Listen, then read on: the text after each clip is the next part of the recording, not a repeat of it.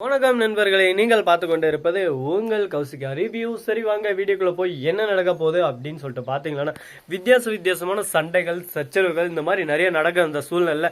என் அண்ணன் தான் எனக்கு முக்கியம், என் அண்ணனோட கௌரவம் தான் எனக்கு முக்கியம், என் அண்ணன் என்ன சொல்றாரோ அதை மட்டும் தான் நான் செய்வேன் அப்படின்னு சொல்லிட்டு பிடிவாதத்தோட உச்சியில இருக்காங்க நம்ம மல்லி. அப்படி இருந்தாலும் மறுபக்கம் நம்ம வெண்பா குட்டியை ஃபாரினுக்கு இழுத்துன்னு போறாங்க அந்த நிஷா.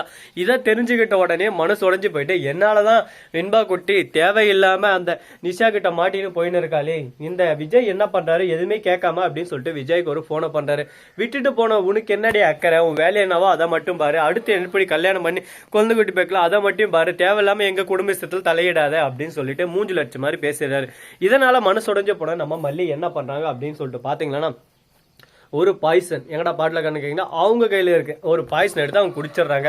விஜய்க்கு ஃபோன் பண்ணி, இதுக்கு மேலே உங்களை தொல்லை பண்ண மாட்டேன், இனிமேல் இந்த உலகத்துலேயே நான் இருக்க மாட்டேன், குட் பாய் அப்படின்னு சொல்லிட்டு ஃபோனை வச்சுறாங்க. உடனே விஜய் பதறி அடிச்சு போய், ஏன்னா அவர் பேசின வார்த்தை கோவத்தில் பேசினதை தவிர மல்லி மேலே உயிரே வச்சுன்னு இருக்காரு. உடனே பதறி அடிச்சுன்னு அங்கே ஓடி வராங்க மண்டபத்துக்கு. அங்கே வந்து பார்த்தா வண்ணந்துன்னு, எதுக்குடாங்க வந்த, இந்த கல்யாணத்தை நிறுத்த வந்தே அப்படி இப்படின்னு சொல்லிட்டு சண்டை போட ஆரம்பிக்கிறார். அரவிந்த் வந்து என்னாச்சு ஏதாச்சுன்னு சொல்லிட்டு பொறுமையா கேட்க, இந்த மாதிரி பாய்சன் பாட்டில் காட்டினா என்னாச்சுன்னு சொல்லிட்டு தெரியலன்னு சொல்லிட்டு கேட்க, உடனே குடுன்னு ஓடி போய் பார்த்தா ரூம்ல மயக்கம் போட்டு கிடக்குறாங்க. பக்கம் பாய்சன் பாட்டில்.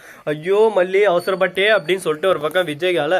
அரவிந்த் மறுபக்கம், உங்களுக்கு அப்பவே சொன்ன அவளுக்கு பிடிச்ச வாழ்க்கை அன்ப கொடுத்துடலான்னு சொல்லிட்டு ஆசை வார்த்தையெல்லாம் பேசி என் வாழ்க்கையும் ஒரு பக்கம் போகடிச்சு அவ வாழ்க்கையும் நாசனம் மாட்டீங்களே அப்படின்னு சொல்லிட்டு அவ அண்ணன் கிட்ட அரவிந்த் ஒரு பக்கம் சண்டை போட ஆரம்பிக்கிறாரு. இவங்க ரெண்டு பேருக்கிடைய சண்டை ரொம்பவே பெருசா போயின்னு இருக்குங்க. இந்த சண்டை தீருமா தீராதா, இப்படியே போயிட்டு மிகப்பெரிய சண்டையா பூகம்பமா மாறுமா அப்படின்னு சொல்லிட்டு பொறுத்து இருந்து பார்த்தா தெரிய போகுது. சரி, இப்படியெல்லாம் ஒரு தருணம் நடந்து இருந்தாலும் ரொட்டைன் பை ரொட்டைனா மறுபக்கம் என்ன நடக்க போகுது அப்படின்னு சொல்லிட்டு பாத்தீங்கன்னா, கரெக்டா நம்ம தலைவன் வேற லெவல்ல ஒரு பிளான் பண்ணிட்டாங்க.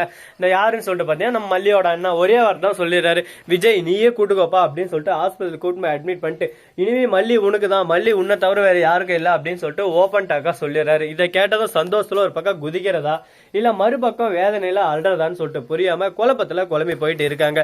இந்த மாதிரி ஒரு தருணத்துல, இந்த மாதிரி ஒரு சுச்சுவேஷன்ல நீங்க அந்த இடத்துல மல்லி இடத்துலயும் விஜய் இடத்துல இருந்திருந்தா நீங்க என்ன பண்ணிருப்பீங்க? இதுதான் பண்ணிருப்பீங்களா, இல்ல இதை தவிர்த்து நல்லது ஒரு வாழ்க்கை கிடைக்கிறது ஏத்துக்கிட்டு சைலண்டா போயிடணும் அப்படின்னு சொல்லிட்டு போயிட்டு இருப்பீங்களா அப்படின்றத மறக்காம கமெண்ட் செக்ஷன்ல தெரிவிச்சு விட்டு போங்க. அது மட்டும் இல்ல, நானா தான் கண்டிப்பா சொல்றேன், எப்படி இருந்தாலும் விஜய் ஏத்துக்கிட்டு விஜய் கூட தான் இருந்திருப்பேன். எப்படி இருந்தாலும் ஒரு உறவை நம்ம கிட்ட இருக்கு, அந்த உறவை என்னைக்கு இருந்தாலும் நமக்கு வந்துடும், அது பிரச்சனை இல்லை. ஆனா வாழ்க்கையில கல்யாணம் பண்ணிக்கிறது ஒருத்தராக தான். திடீர்னு நமக்கு பிடிச்சவங்களை மறுத்து நம்ம வீட்டுக்கு பிடிச்சவங்கள கல்யாணம் பண்ணி போயிட்டு அடுத்த செகண்ட் நம்ம வீட்டுக்கு பிடிச்சவங்களுக்கு நாம கல்யாணம் பண்ண வீட்டுக்கு பிடிக்காத கல்யாணம் பண்ணாதவங்களே அவரும் ஒரு நாள் பிடிக்கும். அப்போ வந்து நமக்கு பெற்றவங்க நம்ம கூட இருப்பாங்க. ஆனா நம்ம கூட நம்மளுக்கு பிடிச்சவங்க இருக்காங்களா, அவங்கள விட்டுட்டு பெற்றவங்க சொன்னதால போற போது அவங்க நம்மள என்னதான் கொடுமை பண்ணாலும் அந்த சமயத்துல நம்ம மனசுக்கு பிடிச்சு விட்டவர் நம்ம திரும்ப கல்யாணம் பண்ணிக்க முடியாது. இதை யோசிச்சு பார்த்து தெளிவா அறிவா புத்திசாலித்தனமா ஒரு வாழ்க்கையை அமைச்சுக்கிறது தான் புத்திசாலித்தனம்னு சொல்லிட்டு நான் நினைக்கிறேன். அதுக்குன்னு பொறுக்கி டபுரு அவனால பண்ணக்கூடாது, அதெல்லாம் தவறான விஷயம் என்ன மாதிரியே. ஸோ நண்பர்களே, இந்த வீடியோ பிடிச்சிருந்தா லைக் பண்ணுங்க, கமெண்ட் பண்ணுங்க, ஷேர் பண்ணுங்க, டிண்டிங் பெல்ல தட்டி விட்டு போங்க. அப்பதான் நாம் போற அடுத்தடுத்த வீடியோ உடனுக்குடன் நோட்டிபிகேஷன்ல வந்து கொண்டே இருக்கும்.